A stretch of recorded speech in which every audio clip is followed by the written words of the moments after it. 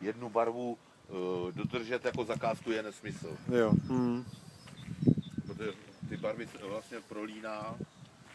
Rozumím, no.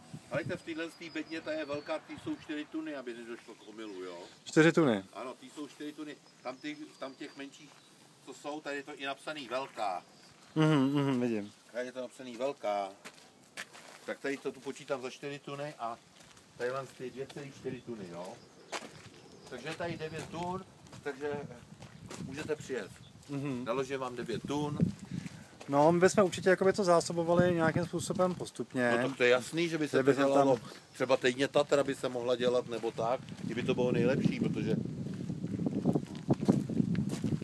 tady to, co vidíte, tady je zase část zelenýho. No to jak jsou ty kameny, jak to jde, helejte.